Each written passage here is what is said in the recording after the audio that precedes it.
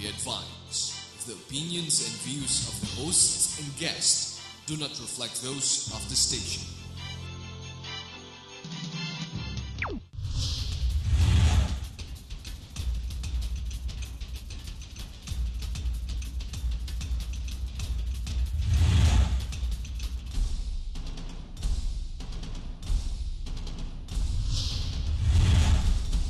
Peoples of this country, hindi makikita yung pinanggalingan natin. Basta susundo ka ng doktor, pabuling ka ng aso, lahat ang niranas ka. Hindi nire-release naman ng pork barrel kung useless naman. Patay, papabigyan ko ng 5,000 from my... So, Marami na nagsasabi na Hindi. Dahil baka mangyari, lahat ng madi-dismiss, mga-hostage na lang para ma-reinstate.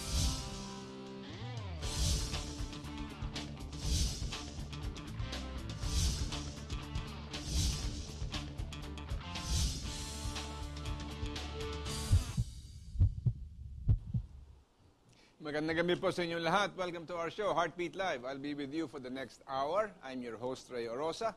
I hope that we will have a good time together. And like our practice in the past, I don't have a guest tonight. I really enjoy this pagkakataon na makipag-usap sa taong bayan. Malaman ng kanilang mga iniisip, ang kanilang mga kuro-kuro on issues that are very, very important in our nation. Pero bago tayo mag-umpisa po, as is our practice also. Last week kasi, nagkaroon tayo ng mga bisita dito na pinapag-usapan natin ang miserable condition of Philippine sports. Especially our dismal, terrible performance in the London Olympics. At bakit nagkaganon?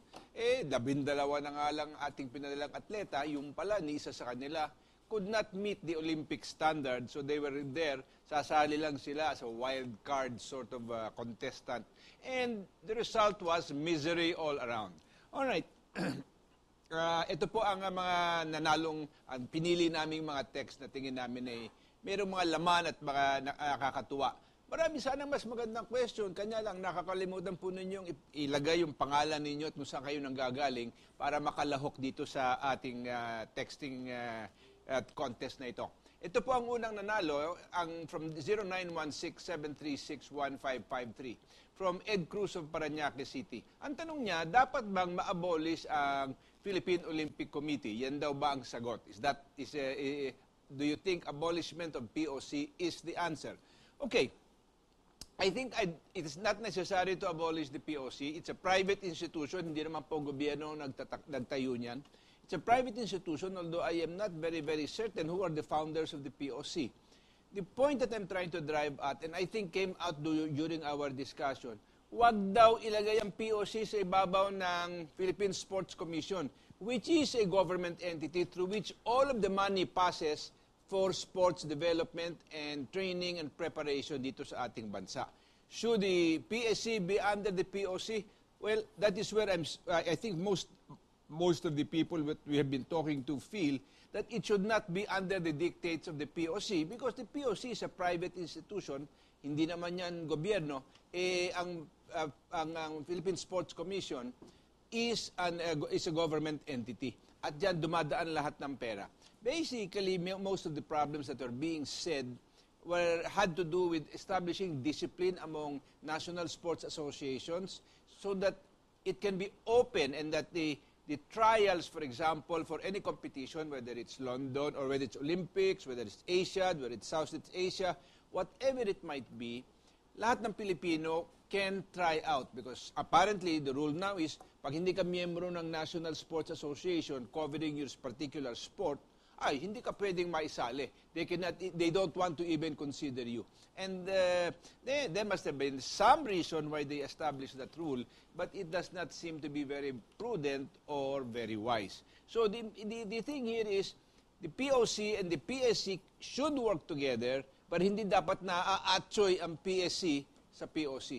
I think they should work independently, and whoever is in charge of PSC should have enough political will to make sure that whatever are the established objectives of the PSC and the method by which funds are being handled are done so with both integrity in terms of the goals established and the training methodologies and the expenditure, yung paggastos po ng pera.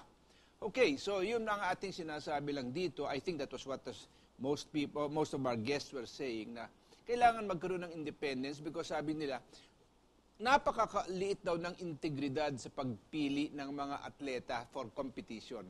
Okay, so we are just passing on to you most of the comments. All right? And the second one na nanalo po dito na pinili namin is from 0928 908-4040 from Mueng of Sampaloc.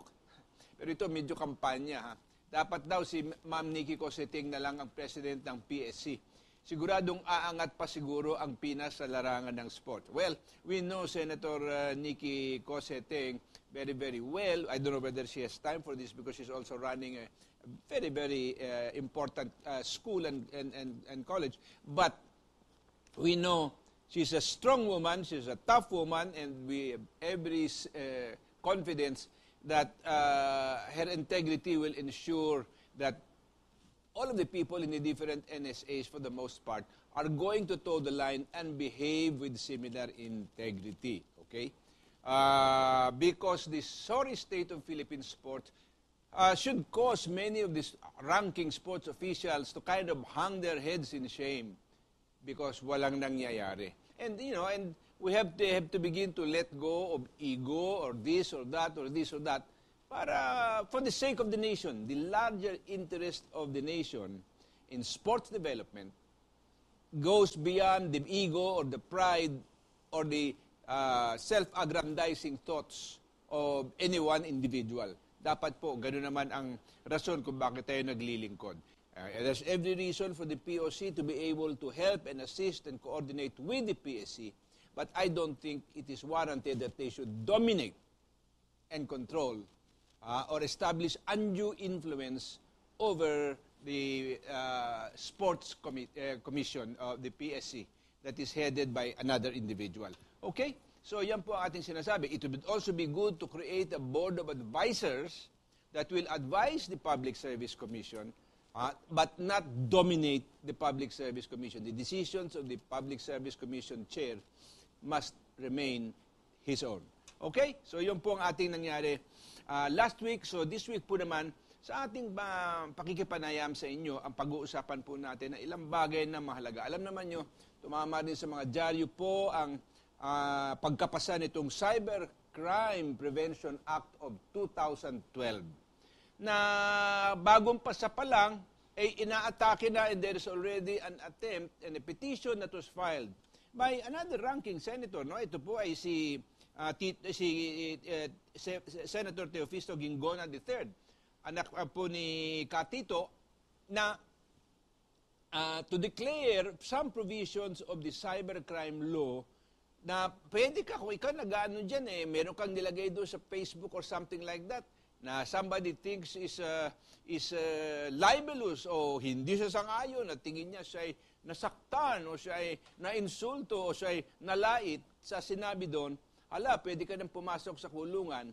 At saka napakadami pang ibang provisions dito na ang tingin ni Senator Gingona III ay unconstitutional o labag sa ating saligang batas. So he's filed a 30-page petition before the Supreme Court about it. Although ngayon, sabi naman ng palasyo, hindi. Every right must have a responsibility. Well, nobody is saying that there is no such right. But alam po ninyo, sa kabuuan ng mundo, ang pagtatalo parate is the issue of freedom of speech. Am I free to say what I like? Now, and this came up, for example, remember in that 15-minute video that was prepared, that was critical of the Prophet Muhammad of Islam. And I think one of the nicest thoughts I heard about that was the speech of the Secretary of State Clinton, yung asawa po ni Bill Clinton, si Hillary, about issues at statements that may be critical to one or whatever religious figure or religious thinking. And I remember when I was in school, na pinag-aaralan namin kasi yan, kung mayroong maglalabas dyan na sasabihin, hindi, si Taning ang Diyos, o siya lang ang dapat natin sundan, o ganito at ganon. Anong dapat nating maging reaksyon? Dapat ba tayong magalit? Dapat ba tayong magganito? Dapat ba tayong magprotesta? Lahat ng pinag-uusapan na namin noon eh. Now, dito sa Cybercrime Prevention Act of 2012, hindi naman ganun kataas ang sinasabi nilang baka mapulaan. It is a question of human beings. Ikaw o ako o kung sino man, kayong iba medyo tanyag, na napakatipis na ng balat, or they are very, very proud people. They don't want anybody to say something that is disagreeable to them. Well, and alam po ninyo, this is an old issue, and I think Senator Gingona III has got some wonderful points that and issues that he has brought up. Now, of course, final niya ito sa Supreme Court. What happens there in the Supreme Court, hindi ko po masagot sa inyo, no? But we are hoping that what will prevail there is the supremacy of the law. Alam po ninyo, I want to point out one issue that is very, very important. I think as far as the ordinary people are concerned, we have to do everything to preserve their ability to express disagreement or their opinions or their thoughts in whatever venue, whether it is print, whether it is radio, whether it's television, whether it's Plaza Miranda, or whether it is Luneta, whatever, for them to express what they think. Kasi, hindi naman komot sinabi ko o sinabi niya na ganito si ganun o ganito si ganun, ang tao'y naniniwala eh. Hindi naman po sa ganun. Although we have certain libel laws, as a matter of fact, there was an attempt and a move to decriminalize libel laws rather than expose people to being held in detention and put in jail because somebody said, "Oy, what you said is not true, it's libelous." Alam po ninyo, opinions are not necessarily meant to be libelous, no? But we have the greater need to preserve the ability to disagree with anybody, I think is so much more important. That's why we've got to be a lot more lenient about whatever venue. Now, of course, one of the other things dito na sinabi ni Senator Gingona, itong batas na ito, sinabi, is even talking of any other venue that may be developed later. Now, we know that the internet, or cyberspace na tinatawag natin, has been responsible for forming the minds of so many people because for the first time, they are exposed to so many differing opinions, for and against, or neutral, to any kind of issue or personality that may be the subject of whatever comment and statement. Second thing that we have to say is many times, these statements are also maybe carelessly said or are reactive statements without very, very much thought. Kanya po, yung mga ganyang bagay ay, you look at it, you read it, but lahat tayo, merong kakayahan naman sabihin, naku, ito sinasabi nito, walang kwenta. Yung sinasabi nun, uy, may laman yun. Okay. And then, of course, alam mo naman tayong mga Pilipino, kung minsan, masyado tayong emosyonal, kanya ang nangyayari po, ayan. Kung minsan, nadadaha sa ating pagsasalita. Nagsasalita tayo without thinking too much about what we are saying.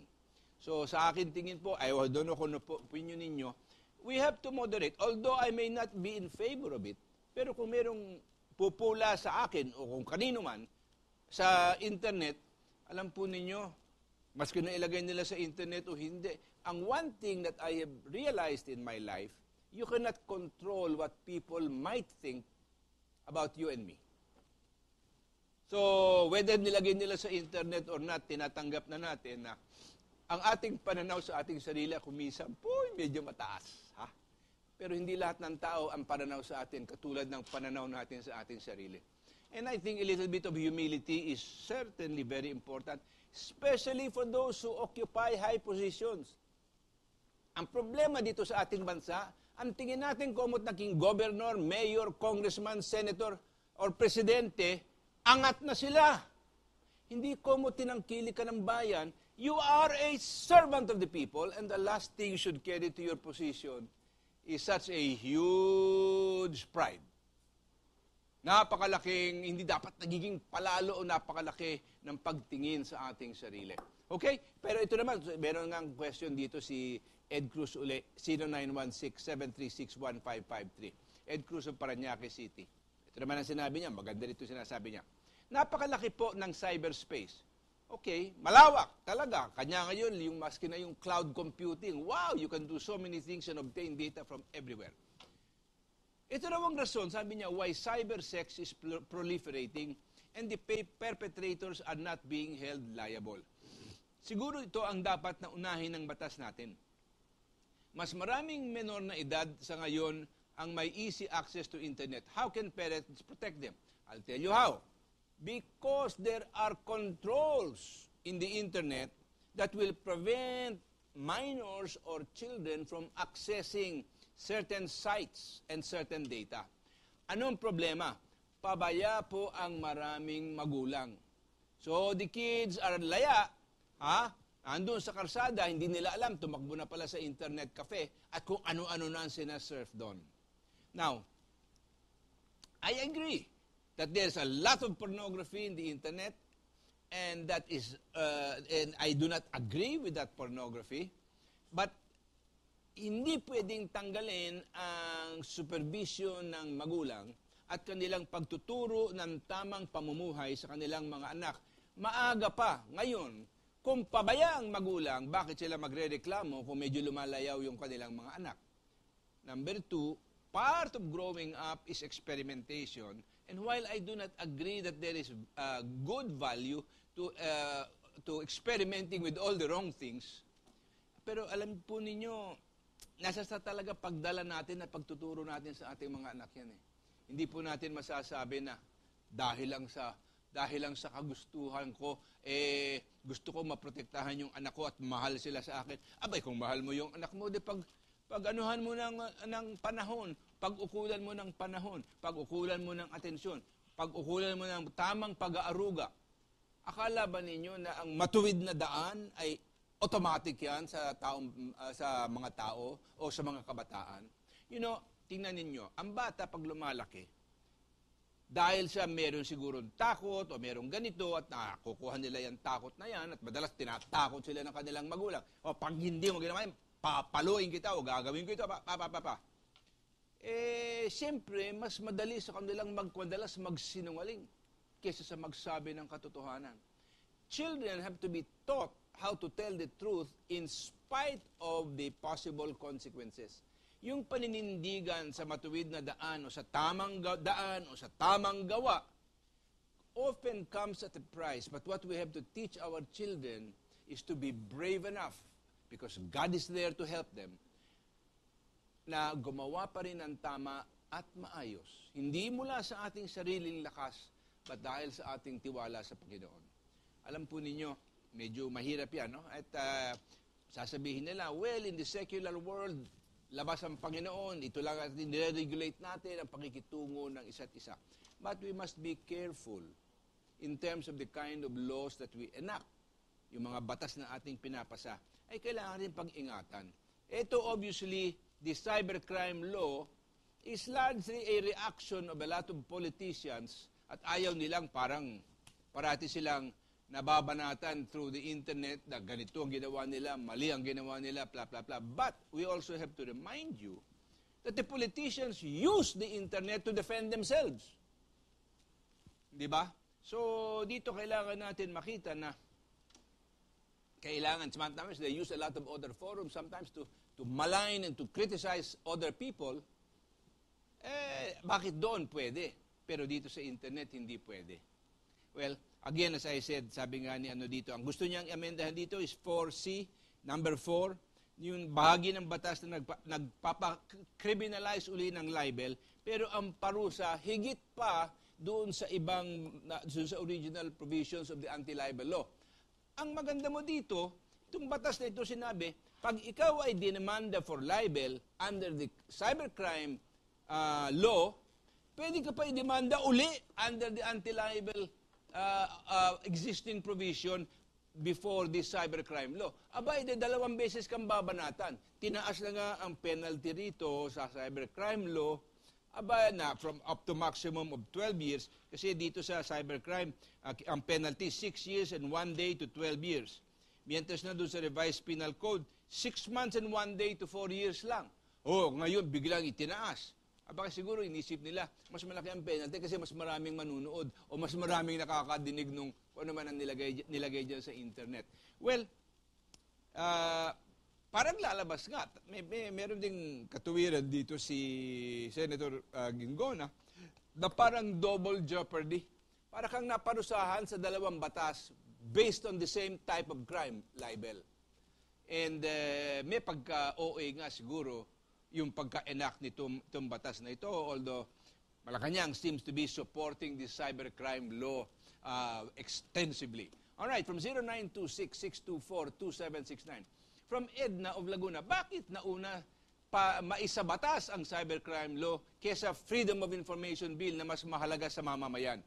Parang pagsupil ito sa freedom of speech and press freedom. Moral issue ang paggamit ng internet. Oy, nako, I cannot agree with you more. And I wish that the palace would be as supportive of the Freedom of Information Act na hanggang ngayon nakabitin. Ayaw nilang ipasa. And maybe they're having problems trying to define kung ano ang limits. But there are many examples even in the US of the Freedom of Information Act. Ang problema dito sa ating pamahalaan dito, although wala naman sikreto dito sa Pilipinas, alam mo, sooner or later, nalalaman ng lahat ng tao kung ano nangyayari, no? Kung ano mga secret deals, sinong kumita dito ng ganito at ng ganon, although that remains in the realm of gossip and rumor. Pero dito sa atin, the Freedom of Information Bill is very, very important because it gives the people an opportunity to hold those who are in power to account for their actions. Alam po ninyo, matalas sinasabi natin, rule of law. Ano ba talaga ang ibig sabihin ng rule of law? Ay, kailangan lahat ng mamamayan susunod sa batas. Alam po ba ninyo na ang tunay na layunin ng rule of law ay para pigilan at lagyan ng limite ang mga nanunungkulan sa kanilang ginagawa na hindi nila nagagamit yung kapangyarihan na yun para mag-alipusta sa iba o mabuso sa iba, payamanin ang kanilang sarili o kung ano pa mang masamang layunin. That's the principle, the first principle of the rule of law. It serves as a limitation to those who are in authority. Bakit ngayon gusto nilang itapon ito ngayon sa taong bayan? No. With respect to the people, we must be a little bit more lenient, I think, and give them a greater opportunity. Lalo-lalo na dahil sa ang pamahalaan natin dito, may napakahabang historya ng kayamuan at katarantaduhan at hindi tamang gawa. Aha! Yan po ang ating nakikita. Kanya tayo nagkakaroon ng people power, nagkakaroon tayo ng ko dito at ko doon. Bakit? Walang magawa ang tao kasi walang nakikinig at parati na lang silang iniipit sa batas. Pag ikaw ay kumontra sa pamahalaan, hahanap ako ng butas para yariin ka. Ayan. Napakahirap. So nakikita natin, ang malaking problema ay wala tayong magandang pananaw sa autoridad na akala natin, hawak natin kapag tayo yung nahalal. Uy, responsibilidad lang ang pinatong mo sa balikat mo. Hindi karapatan na umabuso. Anumang abuso ang ginagawa ng mga kapangyarihan ay hindi tama. Dapat silang mahiya. From 0915-520-6161. Dahil sa Cybercrime Prevention Act of 2012, maraming vlogger ang mawawalan ng hanap buhay. Well, ewan ko, hindi ko tiningnan yan from an economic standpoint. Hindi ko alam na hanap buhay pala ang vlogger, no? But, sometimes we can be so very creative in the use of the internet at paanong pagkitaan ng internet sa maganda, mahusay, at maling paraan. Well, kung walang magawang iba ang ilang mga tao dyan, kung hindi maging vlogger, di humanap na sila ng ibang trabaho. Pero, sa akin, sinasabi ko nga sa inyo po, gusto natin ng pamahalaan, gusto natin ng lipunan na walang problema. Wala po, hindi po mangyayari yun eh. There is no such thing as a society that has no problems. Lahat po ng sosyedad mayroong problema. Ang problema nga, ang dapat natin tingnan dito, paano natin babalansehin, hindi sa you will encourage wrongdoing, but you find the greater measure in providing greater freedom for your people, availability of information, whether they agree with it or not, wrong information as well as right information. Kasi kung titingnan mo lang, puro tama ang titingnan mo, you are going to be not useful in this world. You have to have an understanding also ng mga kamali ang nangyayari. So that pag gawa mo ng batas, pag craft mo ng batas, ginagawa mo ito sa paraan na hindi overkill. Sa kagustuhan mo supilin ang inaakala mong hindi tama, overreaction naman tayo. And I think that Senator Gingona has a point here that elements and parts of the Surveyor Crime Bill are an overreaction. Okay? From 0916-442-7297, on what grounds does Attorney Roque want to impeach Pinoy? Maybe this is the opportunity Mitos Magsaysay is waiting for. We urge her to endorse Roque's complaint. Alam po ninyo, I think Attorney Roque's complaint to impeach Pinoy is because he has not acted on certain things or he has not done certain things.